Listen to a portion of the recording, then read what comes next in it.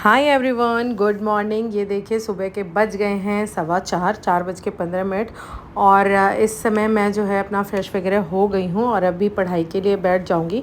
आँचल उठती है सुबह के 5 बजे, जो कि अभी आपको वो भी दिखाई देगा, क्योंकि हम लोग मॉर्निंग का पहले जो जब लाइव जाते थे तो साथ में सेशन किया करते थे, लेकिन अभी जो है लाइव जाते नहीं है, इसलिए अलग अलग पढ़ लिया करते हैं, बट वीडियोज़ दोनों बना लेते हैं। तो दोनों जितने बजे दिखेंगे, अगर रिकॉर्ड कर पाएंगे तो आपको दोनों की अलग अलग टाइमिंग दिखाई देगी, जैसे कि आज वीडियो में दिखाई दे रही है, ताकि आपके पास जो ऑनेस्ट रूटीन है वो जा पाए।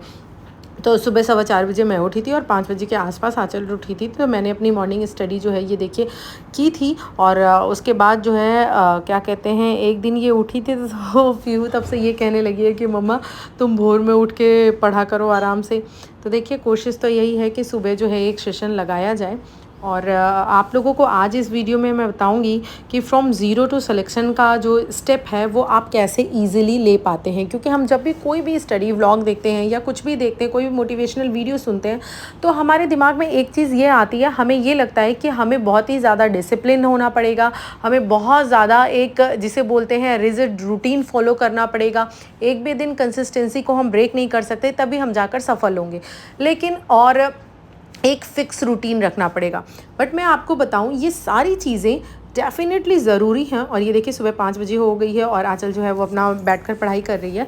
तो मैं आपको ये कह रही थी कि ये सारी चीज़ें जो भी चारों चीज़ें मैंने बोली, ये चारों डेफ़िनेटली बहुत ज़्यादा ज़रूरी है। और इन चारों चीज़ों को जिसने कर लिया, कम से कम अगर 1 साल भी उसने फॉलो कर लिया, तो वो दुनिया का कोई भी एग्ज़ाम क्रैक कर सकता है। बस ईमानदारी से वो अपनी पढ़ाई करे और इन चारों रूल्स को फॉलो करे। लेकिन ये जो चारों रूल्स हैं ना, ये किसके ऊपर लागू नहीं होता? ये जो हाउसवाइफ है उनके ऊपर लागू नहीं होता। ये जो वर्किंग लोग हैं, जो अपना ड्यूटी दे रहे हैं, कहीं पढ़ा रहे हैं या कोई और अदर काम कर रहे हैं, उनके लिए फॉलो नहीं होता। क्योंकि वो अपनी जो पढ़ाई है उसके साथ भी एक अलग से जिम्मेदारी जो है वो उन्होंने उठा रखी है।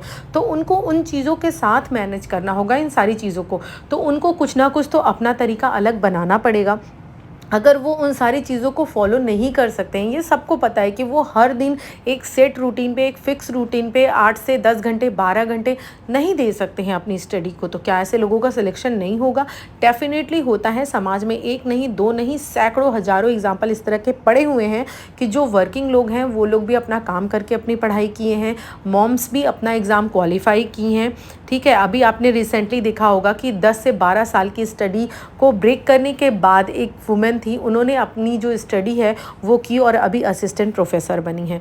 तो देखिए आपकी ये जो जर्नी है ये इतनी स्मूथ तो नहीं होने वाली है, डेफिनेटली ये बात आपको भी पता है। तो आपको करना क्या है, इस चीज़ को फॉलो करने के लिए एक गोल्डन रूल है जो आपको समझना है कि small efforts repeated daily become big result. क्या? अगर आप हर दिन छोटे छोटे स्टेप्स जो है वो डालोगे, लेकिन रिपीटेडली डालोगे, मतलब हर दिन प्रयास करोगे, थोड़ा ही प्रयास करो लेकिन हर दिन अगर करोगे, तो डेफिनेटली एक दिन आपको बिग रिजल्ट मिलेगा ही मिलेगा। तो ये वाला जो फॉर्मूला है वो हम हाउसवाइफ्स के लिए और वर्किंग लोगों के लिए फॉलो होता है, क्योंकि हम कोई भी सेट रूटीन नहीं बना सकते। तो हमारे लिए रूल क्या है, हमें अपना जो रूटीन है उसको फ्लेक्सिबल रखना होगा। हमें माइंड में ये चीज़ बिल्कुल क्लियर रखनी होगी कि हमें कभी भी 4 घंटे 6 घंटे की एकांत सिटिंग नहीं मिल सकती है। क्यों? क्योंकि अगर आप हाउसवाइफ हो या फिर मॉम हो तो आपको तमाम तरह के घर के काम हैं, जिम्मेदारियाँ हैं, लोगों की एक्सपेक्टेशंस हैं। हम नहीं कह रहे सारा दिन आप एक्सपेक्टेशन को फुलफ़िल करो, लेकिन जो ज़रूरी काम है, जो आपकी ज़िम्मेदारी है, वो आपको करना ही पड़ेगा। आपको भी पता है आप उससे भाग नहीं सकते हो।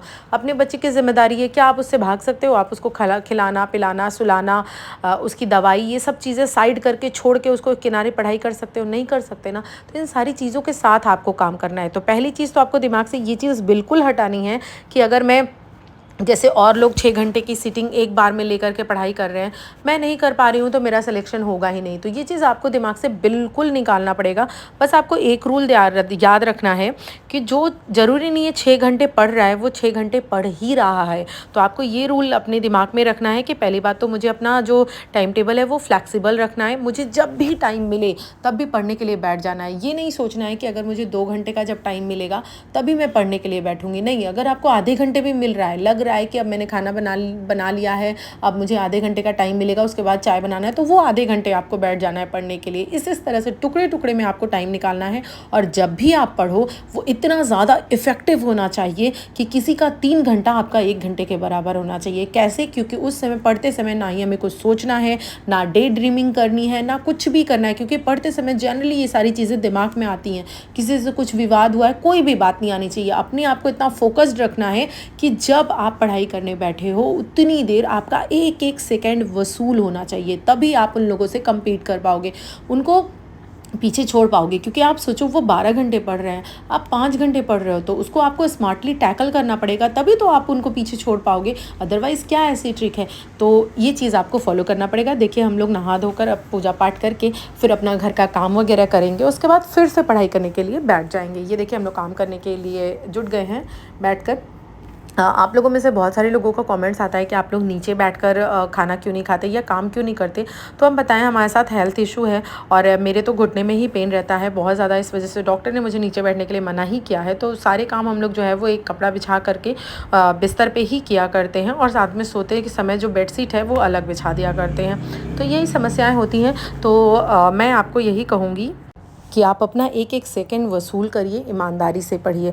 और दूसरी चीज़, एक दूसरा जो मैंने रूल बताया कि कभी भी ये मत सोचिए कि जब 2 घंटे 3 घंटे होंगे तभी बैठकर पढ़ेंगे, आधे घंटे भी मिले तो अच्छे से पढ़िए। तीसरी इंपॉर्टेंट चीज़, प्रैक्टिस सेट सॉल्व करते रहिए, उसका एनालिसिस ज़रूर करिए, क्योंकि आप कितने भी प्रैक्टिस सेट सॉल्व करोगे बस उसके आंसर देख कर रख दोगे, सही वाला आंसर मार्क कर दिया, जो गलत हुआ उसका एनालिसिस किया ही नहीं कि गलत क्यों हो रहा है, किस टॉपिक से हो रहा है, फिर उस टॉपिक को रिवाइज़ नहीं किया, तो कभी भी आपके मार्क्स नहीं बढ़ेंगे। और हमेशा एक और चीज़ बताऊंगी, मैंने लाइफ में ये एक चीज़ अपनी एक्सपीरियंस से सीखी है कि आप कितना भी पढ़ते रह जाओ, अगर आपने प्रैक्टिस नहीं सॉल्व किया है, प्रैक्टिस नहीं दिया है, क्वेश्चंस नहीं पढ़े हैं, तो फिर आपका एग्ज़ाम क्लियर नहीं हो सकता है। आप लाख पढ़ लो, कितनी भी थ्योरी पढ़ लो, जब तक आप उसको प्रैक्टिकल नहीं करोगे, उसको इम्प्लीमेंट नहीं करोगे, तब तक आप एग्ज़ाम में नहीं कर सकते हो। क्योंकि आपके एग्ज़ाम में आपके ऊपर प्रेशर भी बहुत ज़्यादा रहता है मेंटली, और आप बहुत ज़्यादा मतलब टाइम बाउंडेशन भी रहता है। इस वजह से इन चीज़ों को आप प्रैक्टिस में ले आइए। ये देखिए हमने अपना खाना बनाया है, आज हमारे यहाँ करेले की कलौजी वगैरह बनी थी, दाल बनी थी, और ये शाम का टाइम है।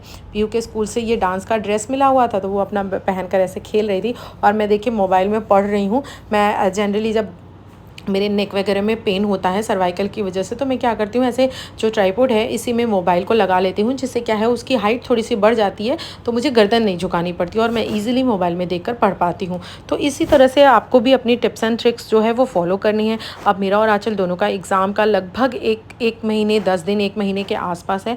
21 को मेरा एग्ज़ाम है और आरो का उसका एग्ज़ाम है। तो अब जो है आपको पढ़ाई में काफ़ी तेज़ी देखने के लिए मिलेगी। अब हम कोशिश करेंगे कि जो व्लॉग्स ले आ रहे हैं उसमें हम आपको टाइमिंग भी शो कर सकें, और अब देखते हैं, हमें भी अपना मैक्सिमम देना है, 100% देखना है। हमें खुद को अंदाजना है कि अब हम अपना बेस्ट, अपना 100% कहाँ तक खींच कर ले जा सकते हैं। यही आपको भी करना है। आपको 1 महीने की, 1 साल की जो प्लानिंग है वो तो अलग है, करनी है, लेकिन आपको अपने हर दिन को प्लान करना है।